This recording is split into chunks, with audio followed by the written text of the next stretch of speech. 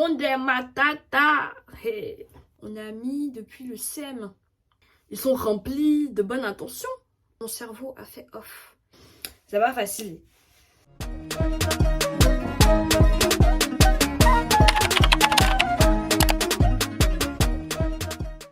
Hola, karibu, karibu, comme on dit chez moi. Alors les gars, j'espère que ça va. J'espère que tu es bien assise, bien assis, parce que ce qui arrive là, mon frère, c'est du lourd. C'est du lourd. Bon, déjà, c'est très bizarre. Moi, m'asseoir devant une caméra, c'est pas trop mon truc. On va se dire la vérité. Ça va être bizarre. Ce que je m'apprête à faire là, c'est important. Pas seulement pour moi, mais en fait pour toutes ces personnes qui ont déjà vécu ce genre de situation. Notamment en fait les gens qui ont déjà été agressés par des proches à eux. Parce que tout le monde réagit de manière différente. Il n'y a pas de solution parfaite, il n'y a pas de meilleure manière. Mais c'est des situations en fait auxquelles tu n'aurais jamais pensé, auxquelles tu n'aurais jamais imaginé. Donc en fait c'est des situations qui sont très traumatisantes.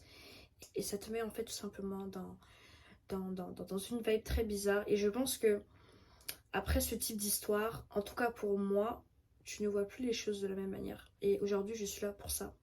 Non seulement pour faire mon témoignage, mais tout simplement pour vous dire que le monde est matata. Hey.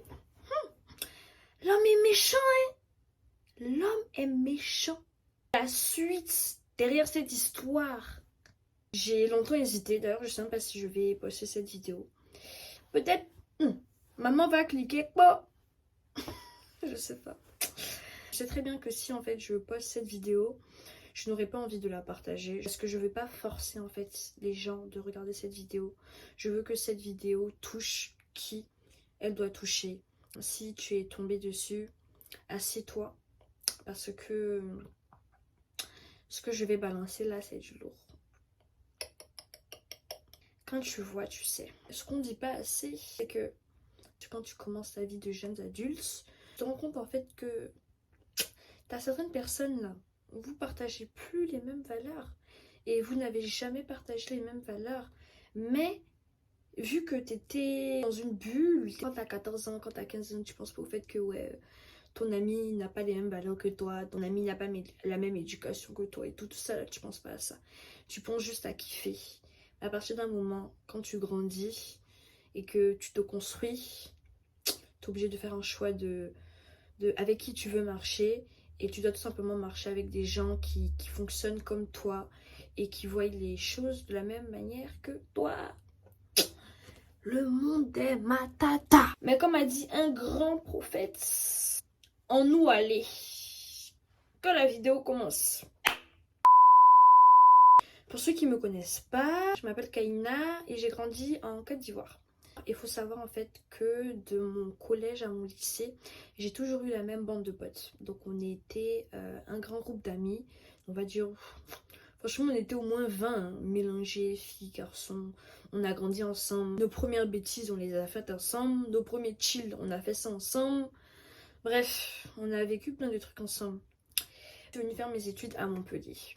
Donc à Montpellier, dans le sud de la France, etc. L'histoire dont je vais parler, c'est une histoire qui s'est passée durant ma première année. Donc c'est-à-dire que la première année où normalement tu es censé prendre tes marques, tu es censé un peu comprendre le fonctionnement, de comment tu vas gérer ton argent, comment tu vas travailler, en rentrant du travail, comment tu vas cuisiner. Tu es censé comprendre en fait le nouvel environnement dans lequel tu es, surtout que quand tu quittes l'Afrique pour venir en Europe, hey. Ça va facile. Donc comment vous dire que c'était compliqué. Mais de toute façon, on est là pour parler de ça. L'histoire est très longue. Je vais expliquer vraiment les moments clés, le plus important. Donc, durant ma première année, de tout mon groupe d'amis, on était 3 à Montpellier. Donc il y avait ma copine que l'on va appeler Sia.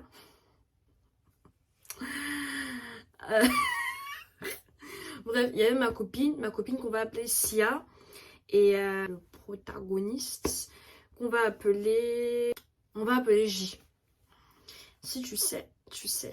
Donc de tous mes amis à Montpellier avec moi, il y avait Sia et J. Donc en vrai ça va, j'étais pas trop dépaysée. Faut savoir que Sia et moi, on était dans la même école et elle habitait juste en face de chez moi. Donc on vivait ensemble en fait. C'est vraiment ma colocatrice, bref, elle habitait en face de chez moi. Des fois j'y venais, on était soit chez moi, soit chez Sia, bref, on était toujours entre nos deux apparts. Et ce week-end en question, Sia n'était pas là. Sia était allée à Paris voir sa famille. Donc on a un autre ami de Paris, N, qui était descendu en fait sur Montpellier pour aider le J. Parce que le J, il avait eu un problème. Il était descendu en fait sur Montpellier pour aider le J. Le J n'allait pas bien, il était démoralisé, son moral était en bas, bref. Donc en tant que bonne amie, on s'est dit, bon, on va remonter le moral à notre pote en fait. Donc le week-end, ils sont venus chez moi, le samedi, ils sont venus chez moi. Et on se dit, bon les gars, why not, on chill. On chill, on kiffe et tout, nanana. Il faut savoir que, ben, comme j'ai dit, en fait, ma copine Sia, elle habitait juste en face de chez moi. Mais ce week-end, elle n'était pas là, elle était à Paris. Du coup, ben, j'ai dit aux gars, en fait, bon, écoutez, sachant que c'est sûr que on allait s'endormir tard et tout, bref, et on s'est endormi tard. J'avais mis la clé, en fait, sur une étagère pour que les gars, quand on finisse de kiffer et tout, pour qu'ils puissent prendre la clé et aller en face chez Sia. Déjà, il faut savoir que moi, je n'ai aucun problème. En tout cas, à cette période-là, je n'avais aucun problème à dormir avec mes amis garçons. Parce que je me dis que c'est mes amis garçons, ils n'ont aucune arrière-pensée. Ils sont remplis de bonnes intentions. En tout cas, c'est ce que toute personne normale se dit. Mais bon. Le matin, je me réveille, j'ai mal à la tête, mais vraiment un mot de tête méchant. Je me tourne à gauche. Et vois qui est à côté de moi. Le J. Le J avait dormi dans mon lit. Enfin, mon lit, c'était un canapé lit. Au début, je le regarde et puis dans ma tête, je me dis, aïe. Pourquoi le J a dormi ici et puis le N n'est pas là? Je me dis, bon, bizarre quand même. Pourquoi il n'est pas allé dormir avec son pote? Après, je me dis, bon, peut-être il était fatigué et tout. Il s'est endormi. De toute façon, je me rappelle même plus de ce qui s'était passé la veille. Donc en vrai, si genre les deux avaient dormi ici, je m'aurais dit, ah bon, tout simplement ils ont oublié, ils étaient trop faits, ils ont oublié, et puis voilà. Mais c'est le fait que un soit là et puis l'autre soit pas là, enfin, bizarre. 10 minutes après comme ça, il se réveille. On me parle et tout, on commence à rire. Il faut savoir, c'est pas important de le préciser, mais vas-y, bref. On était amis, on savait qu'on était amis. De toute façon, si on voulait plus, il se serait passé quelque chose. Mais il y avait ce truc de, à chaque fois il me chamsait, à chaque fois il me lançait des dragues et tout. Mais après, de toute façon, c'est comme ça qu'il était, genre son caractère. De toute façon, lui, avec toutes ses potes, il était flirty. Donc bon, il était comme ça avec toutes ses amies. J'avais un peu cette habitude de, ouais, il aimait me draguer. En tout cas, beaucoup de caca dans mes oreilles et tout, commençait à parler. Je me dis, bon, comme d'hab en fait, genre, y a rien qui change. Et je vais pas rentrer dans tous les détails, mais arrive le moment où, vraiment, sorti de nulle part, le J vient sur moi. Il vient se poser sur moi. Sur le moment, je comprends pas. Je comprends pas, je me dis, mais attends, il joue à quoi? Mon affaire de flirt là, ça allait loin, hein. Mais je parle pas. Petit à petit, en fait, je me rends compte qu'il commence à être un peu trop entreprenant. C'est pas que ça ne me dérangeait pas, ça me dérangeait, mais je n'ai rien dit. Il commence à me toucher, il commence à me faire les bisous dans le cou, il commence à me dire que même le matin, regarde à quoi tu ressembles et tout. Je réagissais pas parce que je comprenais pas ce qui se passait. La situation était très bizarre. D'habitude, il est flirty, mais c'était pas à ce stade, c'était pas à ce point-là en fait. Petit à petit, il commence à me toucher. Je vais skip les détails, mais il faut savoir que ça a duré peut-être pendant 1h30. Même si dans ma tête, c'était beaucoup plus long. On va dire que les 20 premières minutes, j'étais là, je ne parlais pas. Je ne comprenais pas ce qui se passait. Et parce que mine de rien en fait c'était mon ami. C'était mon ami, je savais pas comment réagir, je ne comprenais même pas la situation en fait. Je comprenais rien. Et en fait c'est à partir du moment où il a commencé à balader sa main et tout, que je me suis dit bon, ça commence à partir loin. Et c'est là que j'ai commencé à parler. J'ai commencé à dire que mais le J, t'es en train de faire quoi en fait? Puis il était là, non, laisse-toi et tout. Je commence à dire arrête, arrête, arrête. Et je commence à vraiment le repousser. Encore au début, je ne parlais pas parce que j'étais gênée et je ne savais pas quoi dire. Là, ce qui se passait, je ne voulais pas. Genre, c'était clair, je ne voulais pas. J'étais là, je lui disais non, non, non, non, non. Dans ma tête, c'est comme si ça a duré 5 heures. À partir d'un moment, donc il essaie d'être encore plus entreprenant. Et le gars enlève son pantalon. Et à partir du moment où il enlève son pantalon, je prends ma main et je le pousse. Genre vraiment, je le pousse. Et il a pris mes mains. Genre, il a pris mes mains comme ça. Et il les a bloquées au-dessus de moi comme ça. Je me suis rendu compte que ça ne marchait pas. Tout ce que je disais. Donc j'ai commencé à prier. Et là, j'ai commencé à pleurer. Dès que j'ai commencé à prier, il y a une larme qui a commencé à couler. Et je l'ai regardé dans les yeux. Et il m'a regardé dans les yeux. Et je lui ai dit arrête. Ce que tu es en train de faire là, arrête. Il a vu que ce moment-là, c'était insupportable pour moi. Il a compris. Non seulement il a compris par mes mots, et il a vu dans mes yeux, dans mon regard, que cette situation me gênait. Et cette situation, je ne la voulais pas en fait. Ensuite, il enlève son pantalon encore. Et je le pousse, je suis là, non, non, non, non, non, non, non. Et là, en fait, genre, il s'en fout de ce que je dis. Et je vais pas faire un dessin, il voulait aller droit au but. Et à partir du moment où j'ai compris ce qu'il est en train de faire, je sais pas qu'est-ce qui s'est passé dans mon cerveau, mais je l'ai poussé avec mes pieds d'une manière. J'ai dit stop. Je me suis levée, je me suis habillée et je suis partie dans la chambre. Le N, il avait dormi chez Sia. Sia n'était pas là, qui était à Paris. Je m'en vais dans la chambre du N, enfin dans la chambre de Sia. Je ne me rappelle pas mot pour mot de ce que je lui ai dit. Mais en tout cas, je suis arrivée dans la chambre. Les gars, j'étais en train de trembler. Je tremblais et je pleurais. Je lui ai dit, il va venir, tu le gardes dans la chambre, je ne veux plus le voir. Je lui ai dit ça. Je suis retournée chouette. Je sais même pas à quel moment j'ai eu cette idée. J'allais lui exprimer mon envie de... Je n'ai plus envie de voir son pote en fait. Et j'ai bien fait de faire ça. Parce que si je n'avais pas fait ça, ce il allait rester dans ma chambre là-bas en train de me dire mais non, il s'est rien passé. Bref, je sais pas qu'est-ce qu'il allait faire. Mais Dieu merci, j'ai fait ça. Je ne sais pas quelle force j'ai eu pour faire ça. Mais bon, bref. Ensuite, je suis revenue dans ma chambre. Mais quand je suis rentrée, il était déjà en train de faire ses affaires pour partir. L'homme, il avait capté. Dès qu'il est sorti, j'ai bouclé ma porte. J'ai pris mon téléphone. Je suis allée dans ma douche et je suis tombée. Je pense que non seulement tout ce qui s'est passé, en fait, c'était très lourd. Cette scène-là qui s'est passée sur mon lit, dans ma chambre, je me dégoûtais en fait. Je me dégoûtais et c'est comme si mon cerveau a fait off.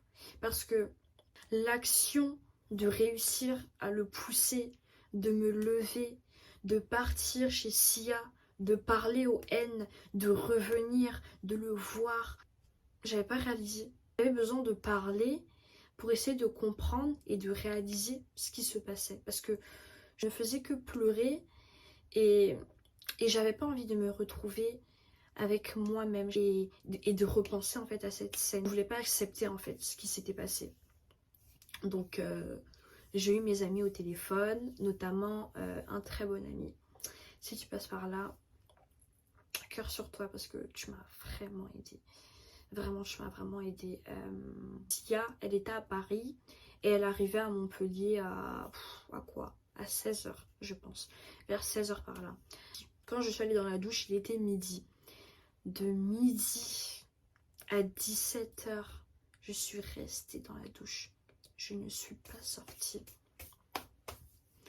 J'ai passé toute ma journée à pleurer.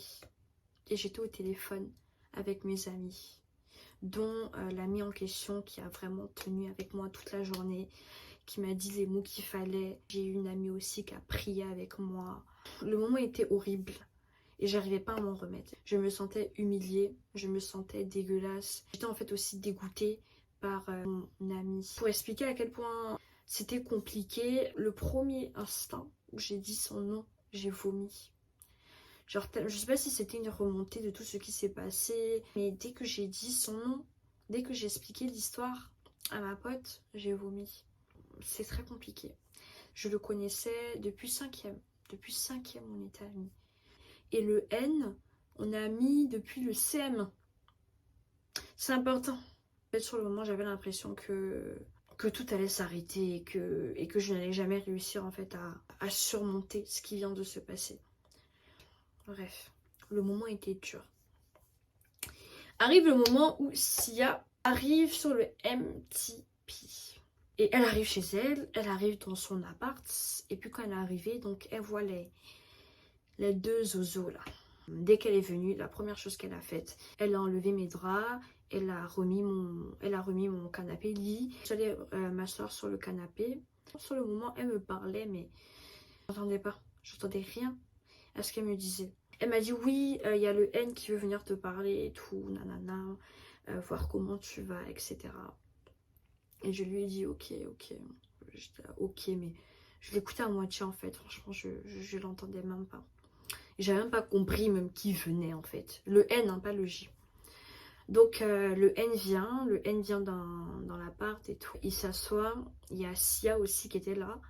Et il me dit oui, comment ça va, etc. Et il me dit en fait que genre il a pas compris ce qui s'est passé. Et, il a vraiment pas compris ce qui s'était passé. Que ensuite le J lui a expliqué ce qui s'est passé. Et que apparemment même le J est perdu ou quoi. Enfin bref, des conneries. Je sais plus exactement ce que je lui ai dit. Mais en gros, je lui ai fait comprendre tout simplement que son ami m'a agressée. Et que je lui ai dit non plusieurs fois que je ne voulais pas. Je lui ai fait comprendre que cette situation me gênait, que j'ai même pleuré devant lui et qu'il en avait rien à foutre. Et écoutez. Donc il me dit oui, ok, mais j'espère que cette histoire va rester entre nous. En fait, il me dit pas ça clairement, mais il me fait comprendre en fait que cette histoire-là, elle doit rester entre nous. Il faut pas que ça parte loin et qu'en gros le J a peur, que je parle de ça à tout le monde, que tout le monde va le voir en bizarre. Bref, il commence à me dire ça, mais en fait, tu penses vraiment, après tout ce qui est en train de se passer, tu vois une go devant toi, en fait même pas ton ami qui est complètement perdu, qui ne va pas bien, qui vient de subir en fait un traumatisme. Tu as conscience de ce qui vient de se passer? Pour le moment, j'étais complètement perdue. Pour moi, déjà, de base, ton ami, il est censé vouloir ton bien. Donc, en fait, quand il dit tout ça, je pense même pas au fait que ce qu'il est en train de dire, là, c'est complètement absurde. Et je lui dis, ouais, mais de toute façon, moi, alors là, c'est pas mon problème. Mon problème, c'est moi, en fait. Mais je lui ai fait comprendre que, ok, que je vais parler de ça à personne. Il faut savoir que bête, comment je suis, enfin, comment j'étais, j'ai tenu cette parole. J'aurais pu aller plus loin, parce que comme je vous ai dit, en fait, de base, on est un groupe de 20 personnes. On était tous proches et on se connaît tous depuis il y a hyper longtemps. Et on va pas se mentir, moi j'étais vraiment proche de tout le monde, surtout les garçons, j'étais vraiment très proche d'eux. Et en fait, c'est à partir de ce moment que j'aurais dû comprendre que c'était pas mon ami. Mais bon, j'ai la compréhension.